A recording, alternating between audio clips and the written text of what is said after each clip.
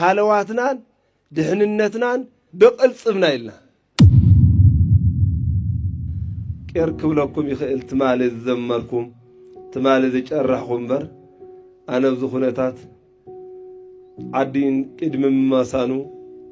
ኣቦታት ቅድሚ ምማቶም ምሕራዶም ዝዓዲ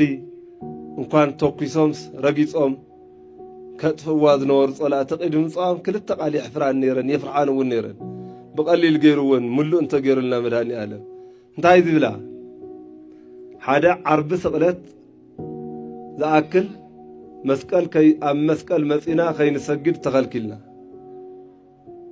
ምኽንያት ኮረና ተገይሩ ማለት በመስቀል ያለ ዘኩሎ ማእተ ዝብል ተረሲዑ ኣብዚ ካህናት ኣርዮስ ወልዲ ፍጡር ምስ በለ 318 ክውግዙ ተቐሪቦም ሓደ ብፅፅ ዝበለ ካህን የለን ኣነ ሓደ ጊዜ ክሓስበኒ ዘሎ ብስሩ ካህናት ዘይኮነስ ምእመናን ክንበቅዕ ድና ናብ ዝብል ከይድና ናብ ፍርቂ ኸለና ድናውቲ መናፍቕ ዝብል ዘስግአኒ ማለት እዩ ድሓር ስዒቡ ሃለዋትናን ድሕንነትናን ብእግዚአብሔር ሓዲግናስ ብቕልጽምና ኢልና እግዚአብሔር ክብሪ ምስጋና ንኣይኹን ግን ክንቅኒ ገይሩና ብጣዕሚ የጨንቐን ነይሩ ወላዲተ ኣምላኽ ምስቶም ንዛረቦም እውን ንዛረብ ነይርና ኣቱም ሰባት ሓደ ጊዜ ልብና ይገሸሎ ሁልናስ በላዕና ነውርድ ኣለና ልብ ክንብለሉ ልብ አድርጋችሁ ተመልከቱ ልብ ገይርኹም ተመልከቱ ዝበሎም ንሐዋርያት ልብ ክንብለሉ ዝግበአና ናይ መን ቅልጽም ገይርና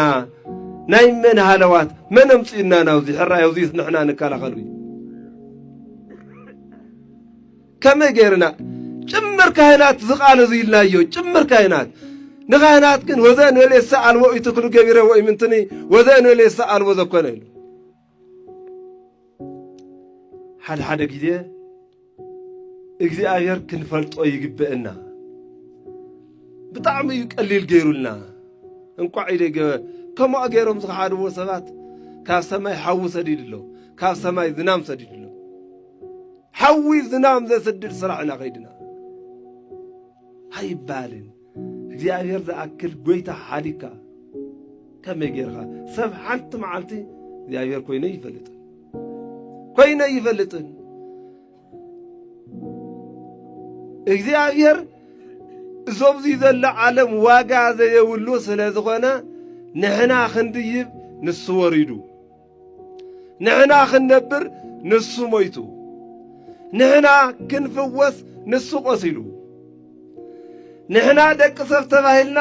ብሞት ከይንበርስ ደቂ እግዚአብሔር ክንበሃል ወዲ ሰብ ተባሂሉ እዙይ ዝኣክል ጎይታስ ናበየናይ ምምሕዳር ክንጸጋግዖ ኣይከኣልን ባዕሉ ልብኹም ከይድንግጽ በኣይ እመኑ ልብና እኮ ደንጊጹ ህዚ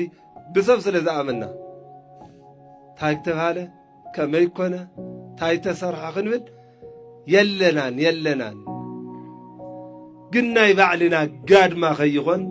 እግዚአብሔር ልብ በሉ ልብ በላ እግዚአብሔር እንተ ቀሪብናዮ ዘይርሕቕ ኣምላኽ ኃጢአት ይቕረ ዝብል ኣምላኽ ንብረቱ ዘይኮነስ እንኡ ዝህብ ኣምላኽ